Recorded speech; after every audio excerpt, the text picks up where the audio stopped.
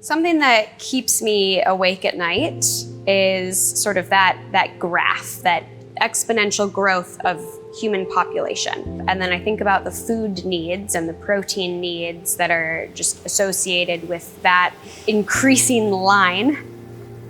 How are we going to feed this growing world?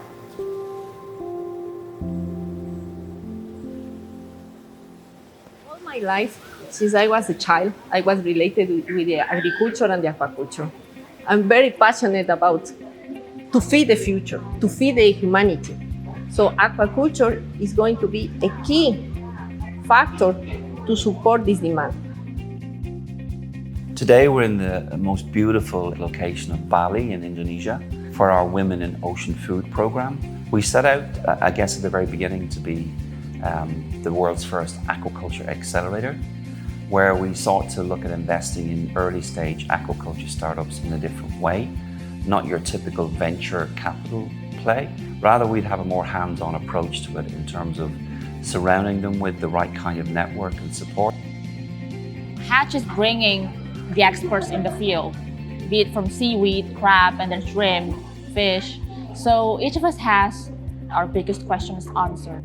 They're summarizing 20 years of research and study into one session.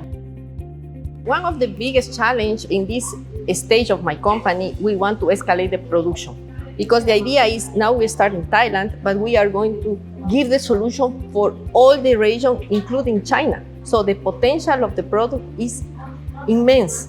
In this program, they explain me very clear how to build the foundation of my company for this possible investment in the future.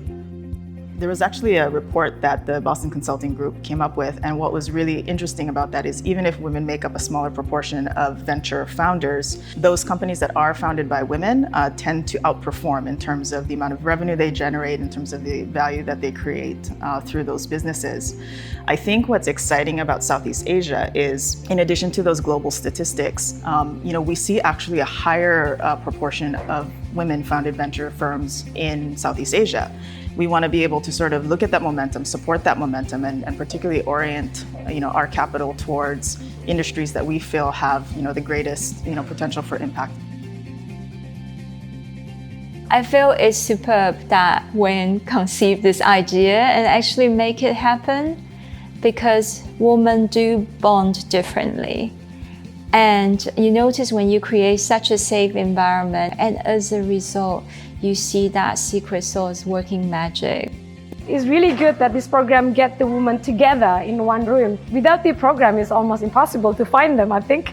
So it's fantastic that if you can have these women from different background, cultures, and different business knowledge coming together and make a difference, especially if the program's been running not just one time, but over the year, then we will have our own community.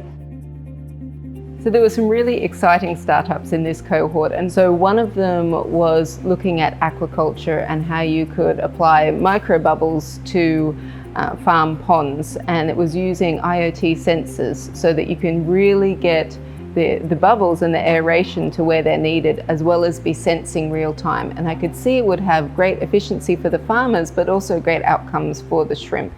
Another great one was looking at crabs, and so the work that they were doing in identifying and sizing crabs, I could also see how that could be applied in a real life situation. So now I think part of the Hatch experience is making sure that they can connect to financing and to customers.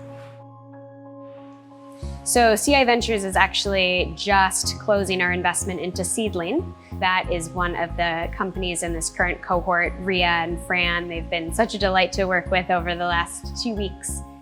We are really happy that we were able to go to the nursery and see the seaweed farming for this particular region. It's totally a new experience because of the different method that has been implemented, but particularly what interests me the most is how they work with the farmers. And I'm really happy that the other company that doing seaweed is basically practicing the same behavior. When it comes to seaweed, the world is your oyster right now. Seaweed has the potential to replace plastic as bioplastic, can be biofertilizers, biostimulant. It's really turning everything the tail on its head if we go very creative. But all these are hypotheses. And how can you reach a minimum viable product, proof of concept? So, as a human innovation history, you just need enough bodies, brains, all hands on deck, money to make it happen, right? Otherwise, we're stuck with plastics for the next 50 years, and that won't be pretty. Just in that past 5 years, we've seen just this massive growth in the number of sort of dedicated private equity vehicles that are really seeking, to advance ocean sustainability and positive ocean outcomes. And then you see a lot of folks coming in from other sectors. So investors that have historically focused on agriculture coming into aquaculture. You have investors that have traditionally focused on other social and environmental issues, saying like, how can we invest in different segments of ocean solutions? And so for me, to see that growth, to see programs like this helping to create more startups, that's what's really exciting. And so hopefully, 5 years from now, we'll be able to see a really robust ecosystem of entrepreneurs, of investors, of accelerator programs, really focused on the most pressing ocean issue. As an organization, we work with standard, we work with the people on the ground, and we work with scientific information. But sometimes we forget that innovation is really important, and right now it's time to use an innovation to help people. So I think Cargill's value is really nourishing the world. Being in this program, this innovation studio is a platform for Cargill and also for all the entrepreneurs to actually work on ideas to bring the industry forward. It's super energizing to be able to work with talent, young ladies, having so much in front of them, so much to accomplish. As the community develops, we can help each other building an environment where not just we give a big impact on environment, but as well as social impact for the coastal community, as well as our own business. So when we work together, we become an organization that is actually quite powerful.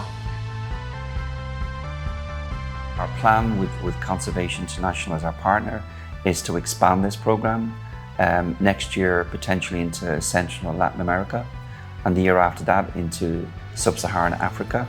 We know that there are so many amazing women leading companies in those countries and regions as there are here in Bali this week. And we want to, reach out, connect with them and try and support them and build a space for them to develop their ideas further and build a sustainable company. And for us also, for those technologies that they're building to see the light of day. Be your own greatest advocate. Nobody's going to believe in yourself more than you. So if you don't push yourself forward, if you don't put yourself in uncomfortable situations to help with the progress of your company, then nobody else will do it for you. So you have to be your strongest ally, your strongest supporter, and your strongest cheerleader. And I think we'll look back this year and this week very fondly and knowing we planted some amazing seed that will germinate. So the Hatch program is so important because it can help to bring new people into the industry, but also bring female entrepreneurs up that ladder to the executive position so that their voices can be heard. If we want a sustainable future, we know that gender equality is a part of that. And so the work that Hatch is doing to ensure that women are part of the solution is vitally important.